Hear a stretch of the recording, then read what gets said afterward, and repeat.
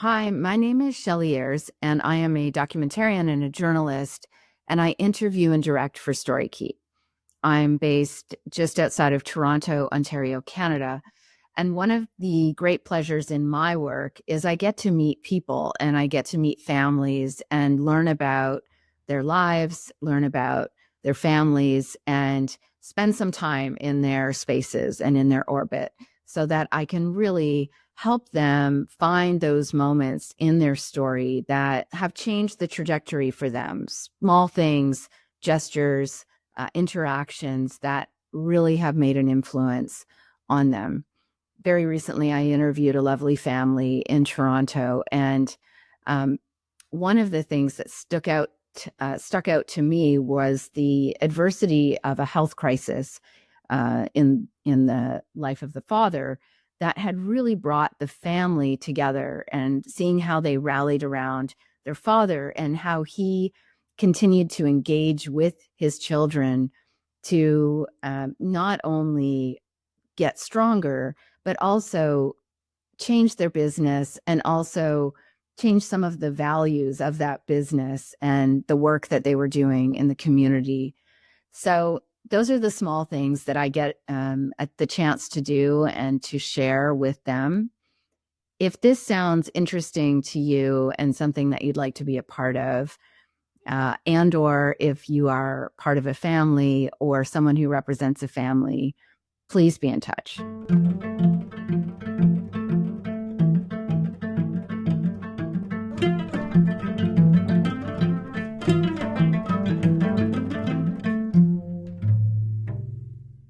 Welcome to Who We Remember. I'm Jamie Younger, the founder of StoryKeep and your host for this podcast. First, let me say how delighted I am to have you joining us for the show. This is a place where we have uncommon conversations about things that matter deeply to most of us, the people that we love, and also the purpose that we are giving to our own lives and legacies. Our mission at StoryKeep is to use and capitalize on the power of story for profound good within families of wealth. Since 2010, we've partnered with over 100 families worldwide, creating personal films and private podcasts that help them explore their shared narrative. Our work is designed to deepen connections.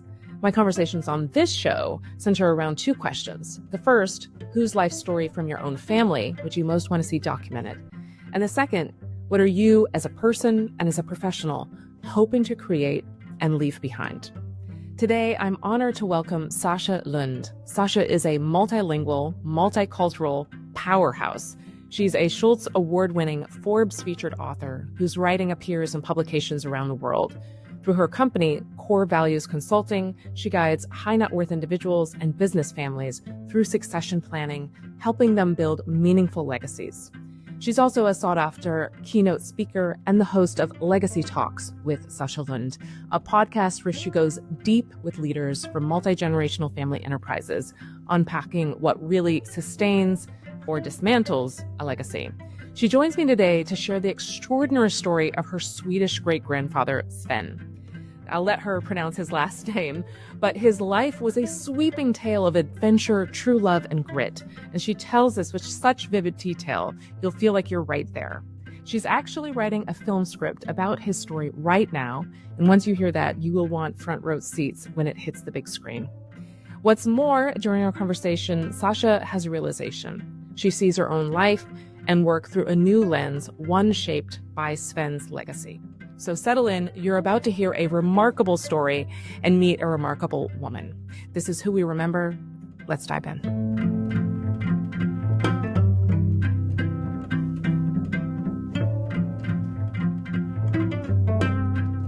Sasha, it is such a pleasure to be sitting and talking to you again.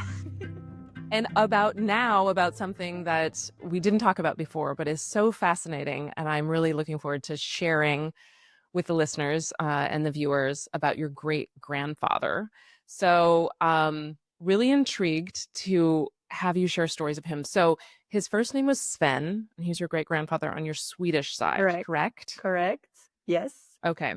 And so your ancestry is Russian and Swedish. Correct. Amazing combination. Thank you. It's amazing and challenging at times, I'm sure. Yeah. Yeah. Very different sort of personalities. So tell us about Sven. Pronounce his last name again. Yes, so his name was Sven Mårtensson, with that beautiful little round ring on top of the A that only the Swedes have. Right. Beautiful. So he was your great-grandfather. You never met him. I never met him. But you've heard tons of stories. So when I said, who from your family, whose life story would you want to have documented? He came to your mind. So tell me why Sven? Immediately. He came to my mind immediately because I don't know if you really believe in reincarnation, but it's almost as if like he was born back into me or something like that. We have quite similar stories, and that really fascinates me. Also very different. So he was born at the end of the now 2 centuries ago, 1890s, and in southern Sweden. Poor boy who from a very early age started working at the docks as a dock worker, as back then was very common in the south. Everywhere where there was a port, I think all over the world, that's what most poor people were doing, right? Doing dock work. Right. And at the age of 16, he fell in love for the first time, and he fell really, really hard for this girl who also fell in love with him. And now you say Swedish girl. A Swedish girl, yes. And you say, okay, she was 15, he was 16. It's very common, it's normal to fall in love.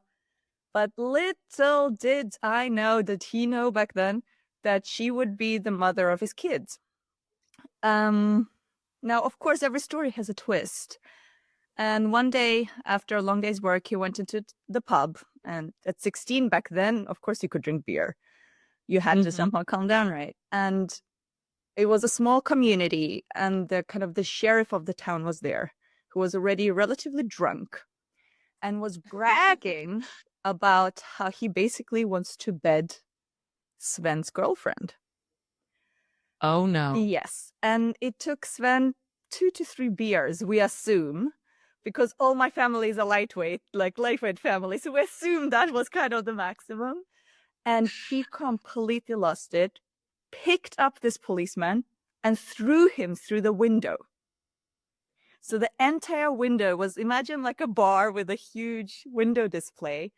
The entire window crashed, and the policeman found himself full of shards, basically, on the other side on the street.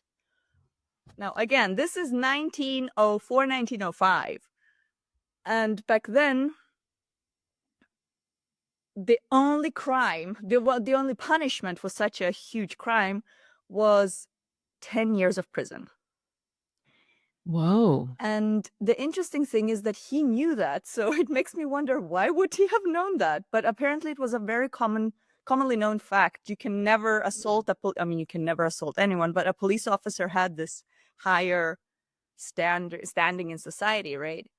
Right. So he ran to the docks, knowing he needs to escape because he cannot go to jail for 10 years. He hid on a ship, not knowing where the ship is going. Spent 3 days. He was a stowaway. For 3 days he was on this ship. I think 3 to 4 days he was on the ship. Throwing up, feeling very nauseous, hiding, not eating.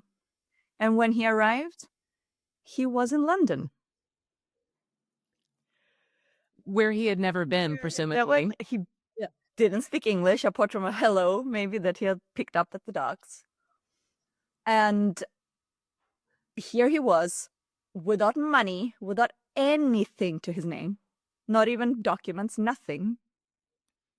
Knowing that he cannot go back home because he will be arrested immediately. Not having been able to tell his family or his girlfriend anything. He just escaped, he disappeared. Right? But fate had it that way that a few days later, he made his way, he somehow managed, he wrote his girlfriend a letter.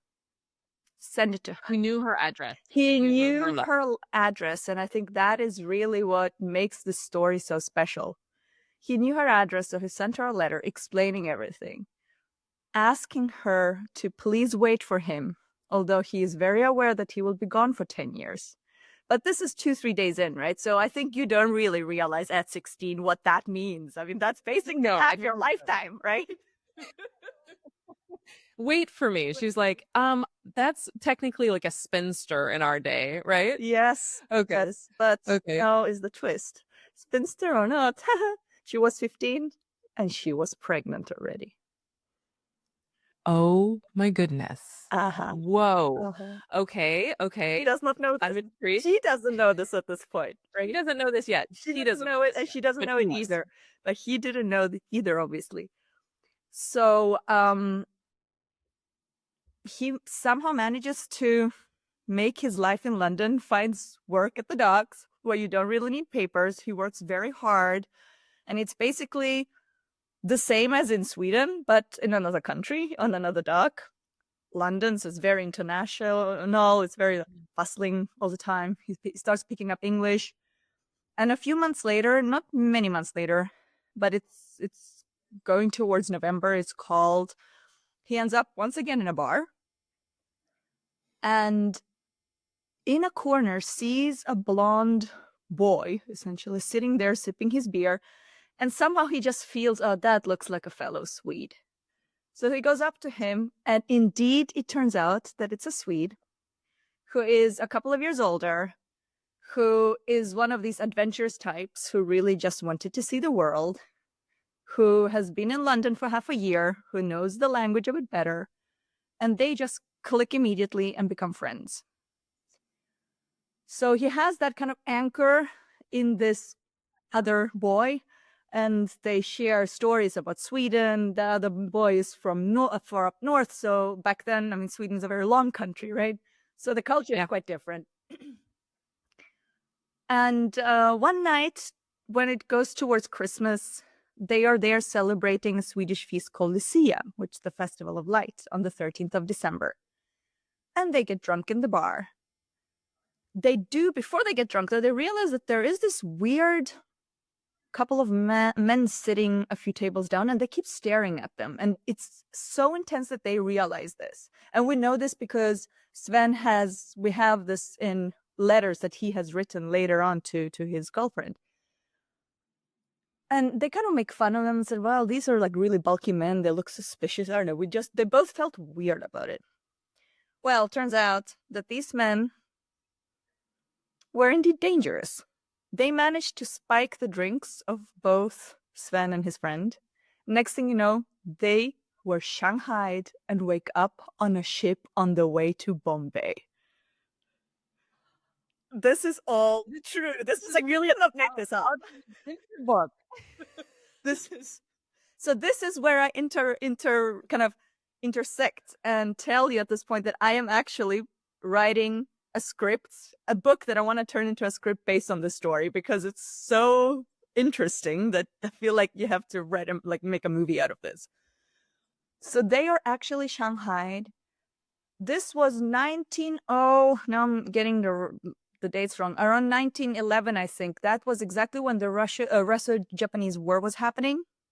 And they ended up on a ship that was smuggling weapons to Bombay for the war. But it was a smuggling ship, so it wasn't under the Royal Navy or anything. The conditions were absolutely horrendous. And although the ship wasn't sailing, it was a smuggling ship, wasn't sailing under the Royal Navy, it still left England and had an English flag, meaning it kind of belonged to the Navy, even if the captain obviously was a crook. Captain Crook. Captain Crook. Yeah. That's exactly right. And it took them about a month, I think, to sail there. And this is mid-December, so the sea is really rough. No one wants to be there, so everyone has basically been shanghaied on this ship.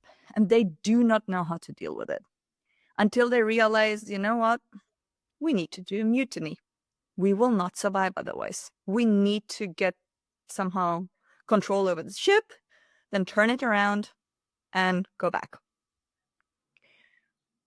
You need to also realize that they, of course, do not know for sure whether these are smugglers or not. They just think, okay, we have been shanghaied. Maybe that's how the Great British Empire works. We don't know. We're foreigners, kind of, right? Yeah, we're Swedes. They have no idea. Yeah. We are Swedes. We barely speak English.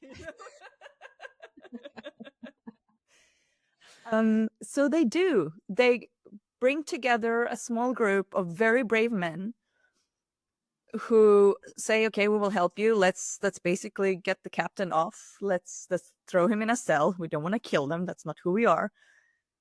But at this point, they realize that they're only a few days away from Bombay, and they won't be able to turn around and go another month back. They need to fill up food, etc. So they do the mutiny, arrive in Bombay 3 days later, not knowing that the captain obviously has some people on the ship who have been helping him out. Of course, a captain cannot do this all by himself, who by that time have already informed the authorities in Bombay. And Bombay, now Mumbai, back then, is under the British Empire. So the moment they dock, they are arrested. Now, for mutiny, there was only one punishment: hanging by the gallows. Okay. And so he's running away from Sweden only now to be right. Okay. So double time. I'm just like, okay, first time maybe it was a bit of kind of his fault, but this time. Now the thing is, in the entire history, and you can Google this actually, you can go in records of the Royal Fleet. In the history of the Royal Navy, no one has ever been acquitted for mutiny. He and his friend are so convincing that they kind of convinced the authorities there to actually be sent back to London to be trialed at the Old Bailey rather than be hung on the spot. So now they have a month, 3 weeks still to live. They go back, but this time the conditions are even harder because now they're basically prisoners. So they get water, a little bit of bread every day, that's it. They arrive in Old Bailey in London a month later, being absolutely exhausted, skinny, no hope. And long story short, they are the only two people in history who actually get acquitted because they can prove that they were smuggled, and they were basically smuggled by someone who was smuggling weapons for the Russian-Japanese War. The only two people in history. That's very impressive. So these stories, these facts, these are known to your family through the letters that Sven wrote to his girlfriend at the time. She assumedly had this baby who would have been... Well, so at this point, only a year has passed. So she has only had the baby a couple of months earlier. So 10 years, huh? And she has only had the baby a couple of months earlier. Like these two stories, how he escaped Sweden and how he went basically from England to India to England, this is only 6 months. It's a lifetime of experiences, right? But it's only at the span of 6 months. And he still has like 9 years to fill. So, question. So this baby who normally is being born out of wedlock, born to a 15, now maybe 16-year-old young girl. What do you know of that? And did that baby survive? And is that one of your grandparents? Yes, it is one of my grandparents. It's my grandfather. He did survive. Yes, he did survive. And we know just a little bit from because she never could write him back because he kept moving, and I'll get to that. But yeah, we know that she was kicked out from home. Her parents didn't want her. I wondered. She worked at a bakery until she basically started showing, and the woman was actually a woman who owned the bakery, which was very unusual back then. But she was very kind and kind of took her in, and at one point said, look, I've arranged to have a friend who is actually a doctor in the countryside. You can go and deliver there, and you can later, when you kind of have recovered a little bit, you can work there as a maid. So she was incredibly lucky to have that opportunity. But it was a very, very rough journey for her because she was basically an outcast. Before she even found out she was pregnant, she was already an outcast because her boyfriend had done what he did to the police officer, right? Right. And so she had nothing to do with that, but the shame that came with that over the family, it was like the family name had been spoiled. Right. It was very hard. And then she finds herself, having to raise this little child on her own, knowing that at this point, she must have had, and this is me assuming, a very kind of love-hate relationship to Sven, because he's the dad of her child and he keeps writing her letters, but she cannot reach him. She's angry for abandoning her essentially for another 9, 10, 11 years. So the emotions must be, it's very hard for us to understand because we live in an era, right, with social media. I'll WhatsApp you real quick. You'll send me a message on LinkedIn. And here, a letter would take days to go, depending on where you were. It took weeks or months even to arrive, right? And I just have to point out that in the image that is on the page for your podcast episode, you'll see your image, and behind you in the background is an image of a stamp. That's correct.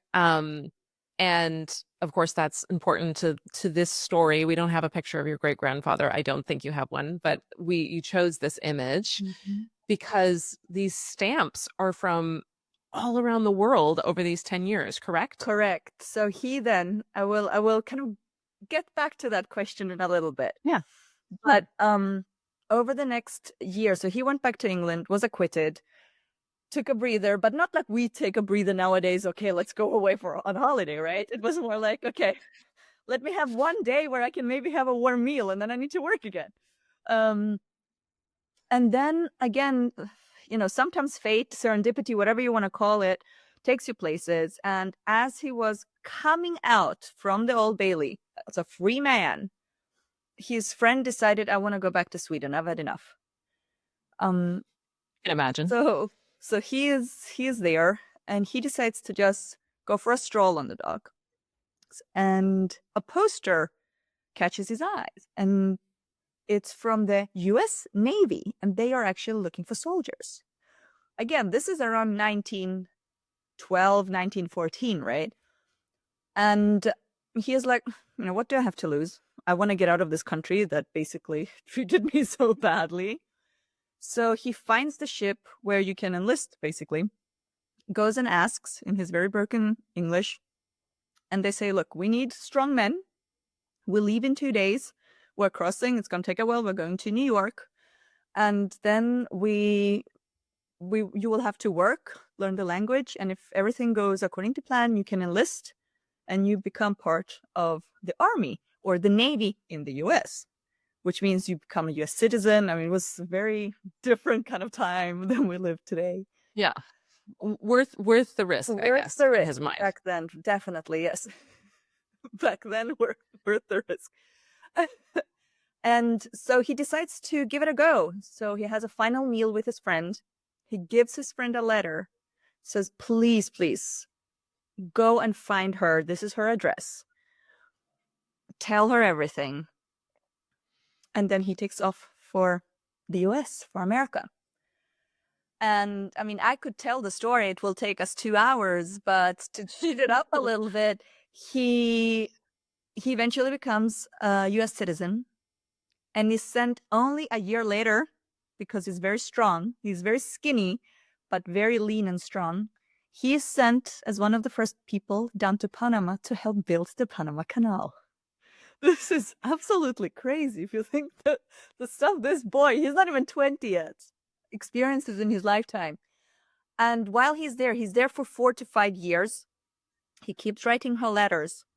And he realized in the first 3 days, he sees people around him dying like what he said, and that's his expression, dying like flies. They would just collapse. And it took him, maybe because we don't know this, but maybe because of his already kind of global experience, he was very fast in realizing that, okay, it seems that the water is contaminated, and that's why workers around me are dying. So for 4 years, he survived by drinking only milk and beer. Good on him. Good, Sven. Keep with the beer, dude. That's working for you. 4 years of beer, and I don't even drink beer, so that's where we differ big time. Okay. But then he moves on and he joins one of US's big Navy adventures, and now I'm blanking on the name, but there was basically a ship that went around. It was gone with a naval ship that was gone, I think, for 4 years and went around the world. And he worked on this ship. Now, what I need to mention, when he was in Panama, he got yellow fever. And he was incredibly sick. And most people die. And up until today, yellow fever is one of these deadly diseases, right? On his trip, and the thing is, with yellow fever, it always remains with you. It's a bit like shingles, or once you carry the virus, it's always there. Yeah, it's always there, and it obviously your immune system is really affected by this. But then he ends up for a while in Africa, where he, because why not, also gets malaria.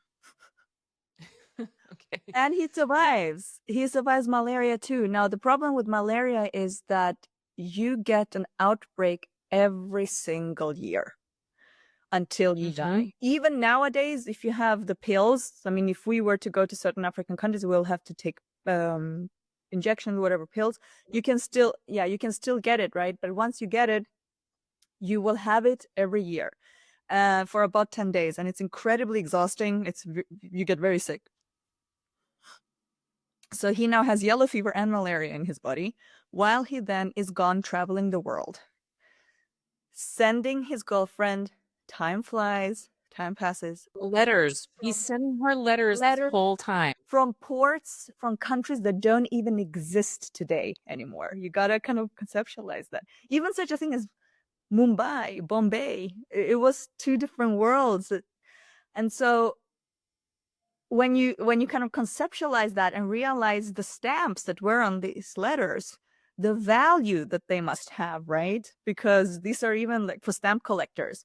These are stamps of countries that don't exist, or very, very rare ones. And do you have any of those letters still? And do you remember what any of those? I do. Okay. I do. Okay. Holding on. I do have some of the letters. Yes. So he eventually, after 14 years of being gone, 14 years, he decides it's time to go home. And he returns home to find his girlfriend still waiting for him, and a 13-year-old boy who is his son. I have chills all over my body right now. And she is, the way it's described, because he wrote her a letter, which I think is so beautiful, when they already lived together again, talking about the first day he saw her again. So that's how we know this is true. And he walked in because of his friend. He knew where she would be at that doctor's house. He walked in and they just recognized each other immediately. And she was holding a jug of milk and it just dropped.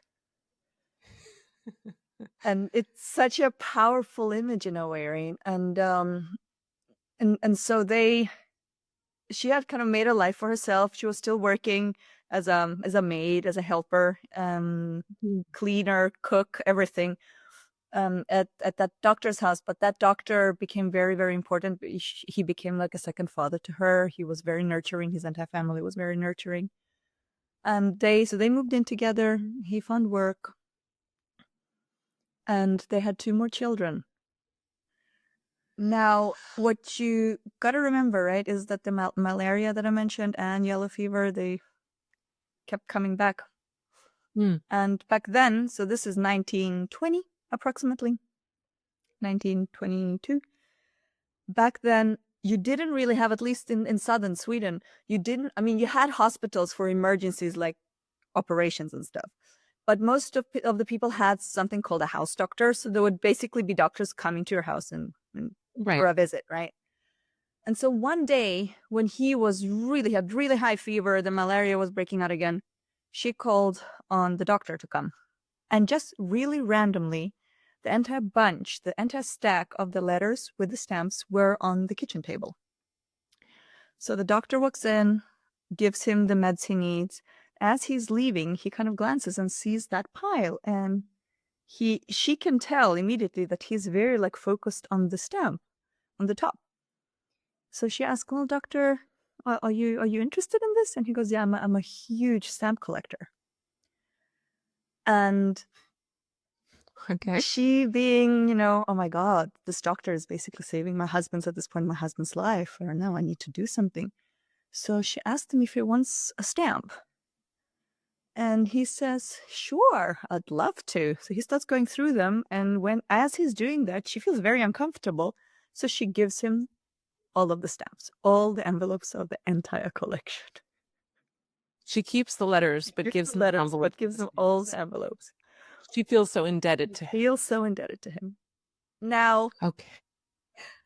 the reason we started as a family researching my great-grandfather so intensely was because some years ago, very randomly, again, there's so much randomness in my life, a stamp from a country that doesn't exist anymore was sold at auction for something like $2.5 million.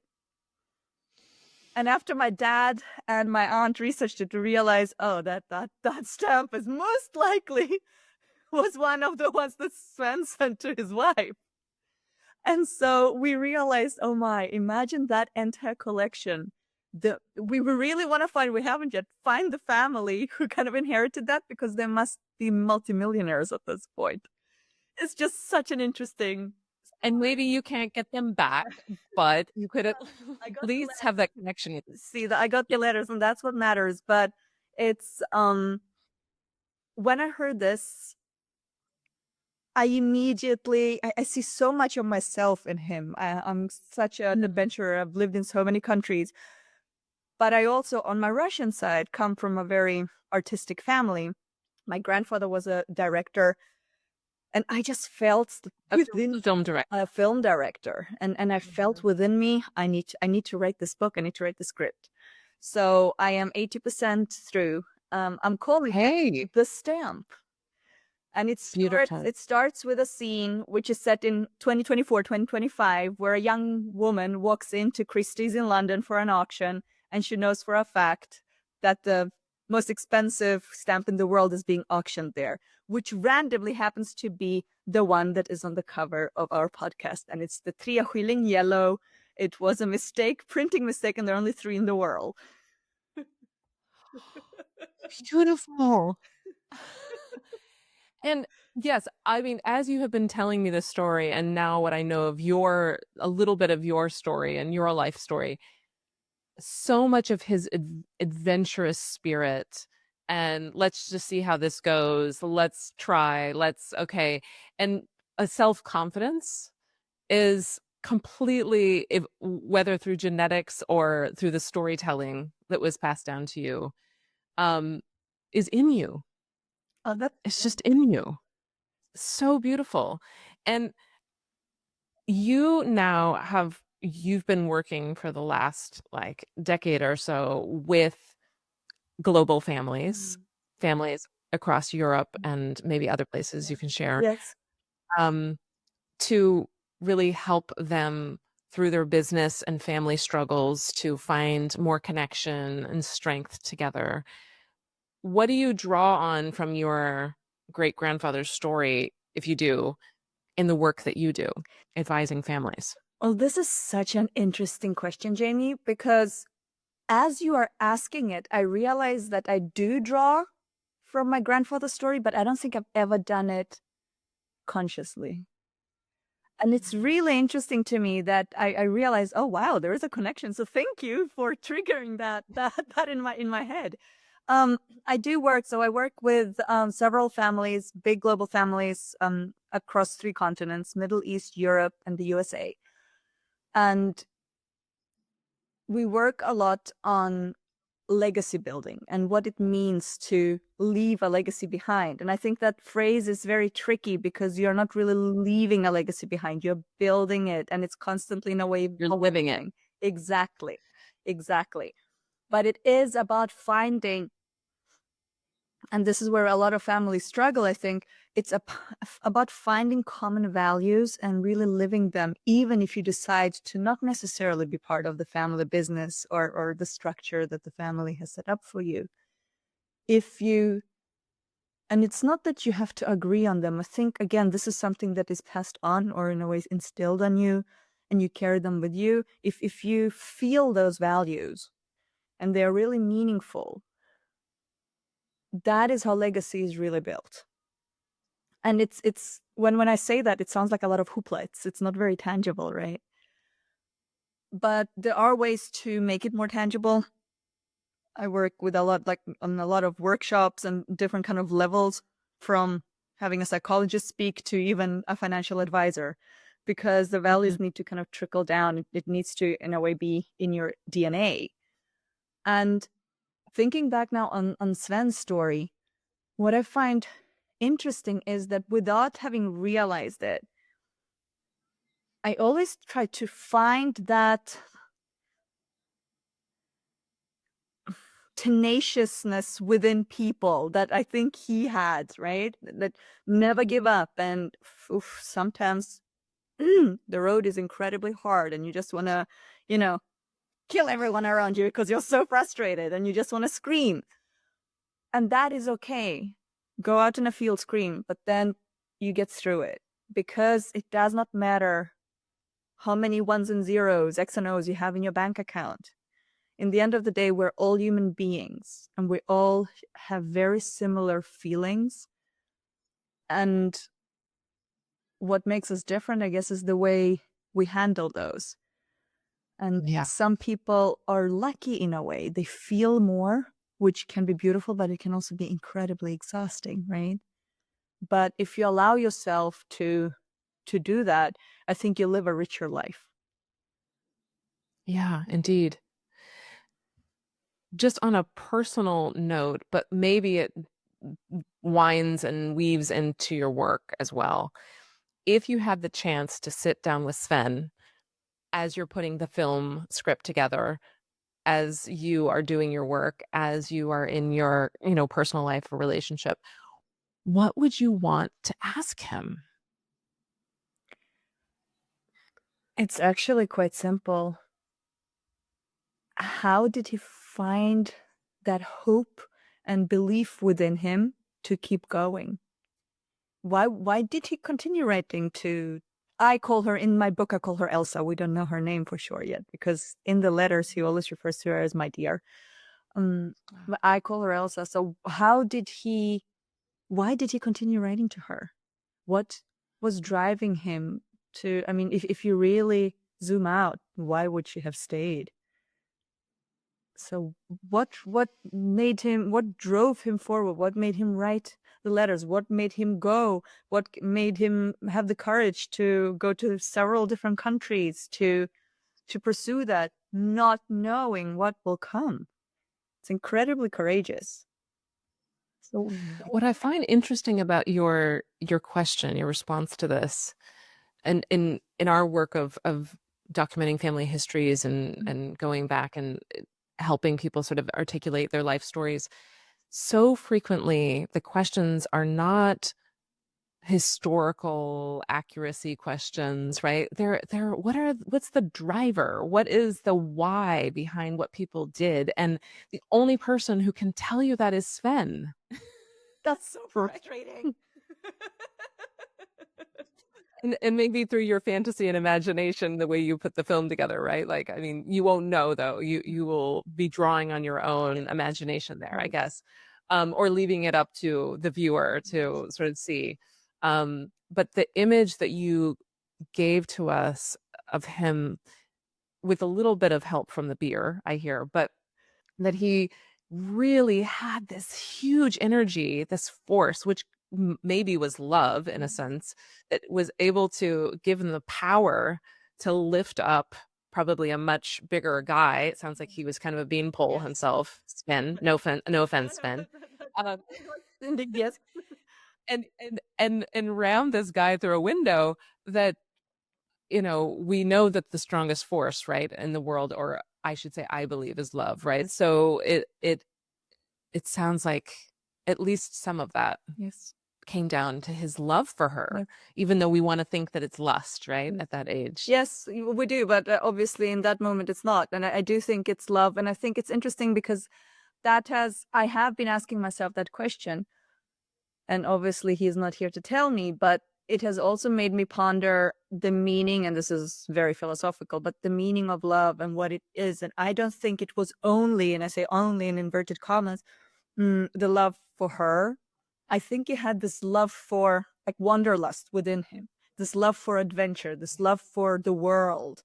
And it all contributes and kind of accumulated in that moment to, okay, I'm throwing you through the window. But if you don't have that huge driver, that I don't think it's possible to live the life he lived in the way he did it. Yeah.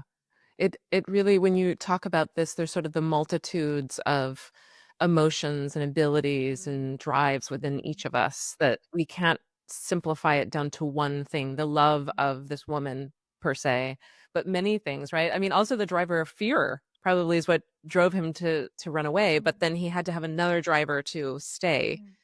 And indeed, it would be really interesting. I would prefer to have asked him that question in the film that you and I are co-creating in our minds, as he is sitting in a bar drinking a pint. Yeah. Like that would be, I think, the best place to ask him that question and get him on tape. Also because, he's a man and they are not that good with feelings. So like expressing them I'm saying this, right? That's a half a joke, but I do think that it's interesting how in society we've created this picture that women are emotional, men are not. And I think it's completely wrong. And then I look at his story and I'm thinking, okay, if we were sitting there having that conversation, he might actually not be that able to express himself. But all his actions showed that he very much has a range of emotions, a range of feelings, and is able to express them. Yeah, yeah. Perhaps that is the line passed down to you. You are so beautifully articulate in your emotions and in your drives. And I want to ask you also about those now, which is in your work with families. What do you feel like your purpose is, the meaning that you're trying to build in your work currently? It's a very deep question in a way, but I think the answer for me is very simple.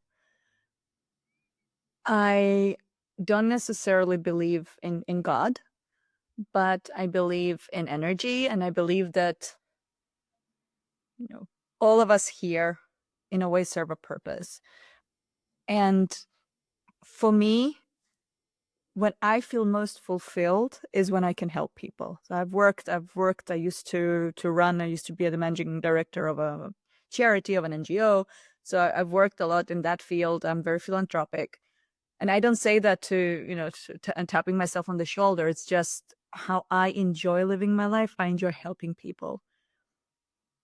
And when I see that these, again, in inverted commas, famous families struggle, not because their business is not set up correctly, but because they have these challenges at home that they have difficulties overcoming, it really fulfills me when I can come in and help them build essentially a healthier, more happy life that comes out of building better and stronger relationships with the family members. It just makes me happy. And I think that's the driver. I find meaning in my work, and it doesn't mean that everything is always great. Sometimes you just want to throw a plate on the ground. I live in Cyprus. It's like the Greek style, but having a client, and I don't even refer to them as clients, but having a human being sitting opposite me talking and seeing in their eyes that breakthrough moment, and having that, you almost see how that weight drops like from their shoulders. It just makes me so fulfilled. Yeah, I see it.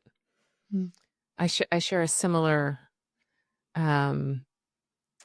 connection to that moment, and also, yeah, the feeling like this is a client, but really this is another person. We're collaborating together here, right? Um, because you come from filmmaking stock and that you're writing a script, I am going to challenge you with a sort of a final exercise here. I think you can handle it. I'm nervous now. I think you can do it.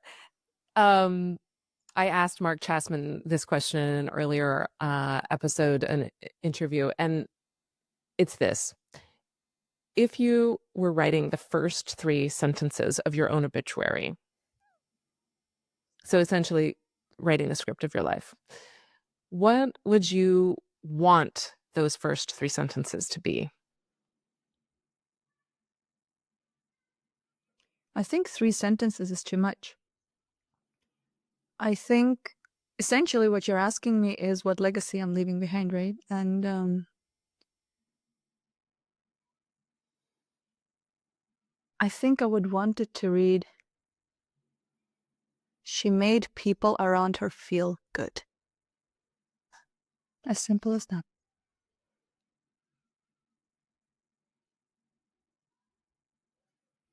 That's it. Well, I can tell you that I felt that today in our conversation together. So well done, Sasha. Thank you so much for sharing this incredible story of your great-grandfather. I will be the first person in line to either read the first draft of the script if you're willing, and or at the movie theater. We will not pirate it. We will make sure you get money for all of your The Stamp coming out in 2029 or maybe earlier. Let's see. Yes, hopefully earlier. Really looking forward to it. Sasha, such beautiful work that you do in this world. And thank you so much for this colorful, beautiful story of your great-grandfather. Thank you for having me, Jamie. And it was such a pleasure telling the story. It kind of invigorated me again to keep going, you know? Oh, yeah. Keep going. 100%. Okay. Until soon. Until soon. Bye.